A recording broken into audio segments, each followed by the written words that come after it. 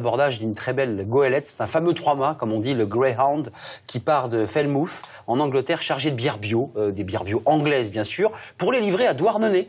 Le voyage de marchandises change de route. Comment le transport à la voile est en train de devenir une réponse, peut-être une réponse alternative au réchauffement climatique et aux défis énergétiques. Comment la Transoceanic Wine Transport prouve que le transport de marchandises à la voile est peut-être la solution de demain. C'est l'enquête cette semaine.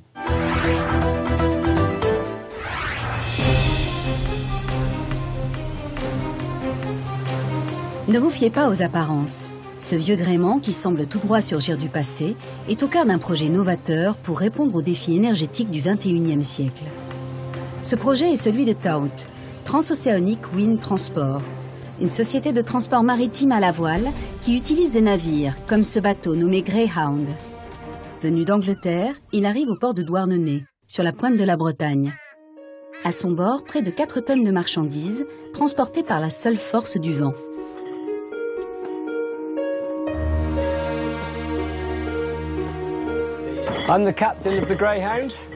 Je suis le capitaine du Greyhound. Nos marchandises ont traversé la Manche de la Cornouaille à la Bretagne. On apporte de la bière de Cornouaille. On cherche à transporter de la marchandise de façon verte, c'est-à-dire que l'on tente de réduire le plus possible les émissions de CO2. On s'attache à faire la meilleure livraison avec le moins de carbone possible. À l'initiative de cette entreprise novatrice, Guillaume Legrand, un jeune entrepreneur de 33 ans. Alors, cette idée apparemment anachronique, pour certains folle, en fait est tout à fait concrète et immédiate. Elle vient d'une double intuition, d'un double constat, qui est celui de la finitude des énergies sur la Terre. Sans être anxiogène, on est dans une proposition d'alternative positive finalement, et avec une vraie capacité aujourd'hui à faire sans pétrole pour transporter sur des longues distances une quantité importante de marchandises. Et le deuxième constat est celui de la puissance, de la force du vent. Pour tous ceux qui ont un petit peu navigué sur des voiliers, on se rend compte que ça tire très fort sur les écoutes. Ce vent est là, a été là depuis la nuit des temps et sera a priori là pour les millénaires à venir. Et donc on développe 3 grandes routes, globalement, une transatlantique, une transmanche et un grand cabotage européen qui va de Bordeaux jusqu'au Danemark, globalement. Une fois débarquées, les marchandises sont stockées dans un entrepôt et étiquetées par un label qui certifie le transport à la voile. Ici, des rillettes de poisson, des sardines à l'huile et d'autres produits, tous bio, sélectionnés avec soin. Ça, c'est également Greyhound, avec qui on était à Nantes il y a peu.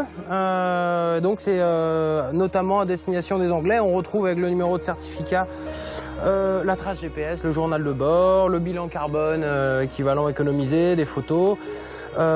Donc voilà l'intérêt qu'il y a aussi à assumer la valeur ajoutée du transport à la voile. Et l'idée, c'est de pouvoir véritablement raconter ce qui se passe dans le transport. Alors que le transport est opaque, tout autre transport, qu'il soit maritime ou routier.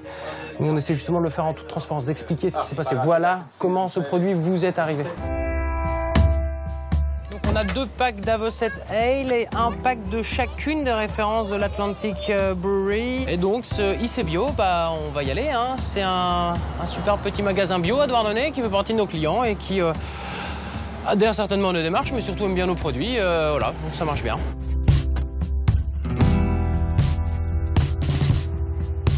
On a cet utilitaire électrique, ce qui nous permet effectivement d'avoir une chaîne logistique entièrement décarbonée, hein, c'est-à-dire jusque ce fameux dernier kilomètre, jusqu'au client final. Donc on décharge 2 voiliers et donc là on roule sans CO2.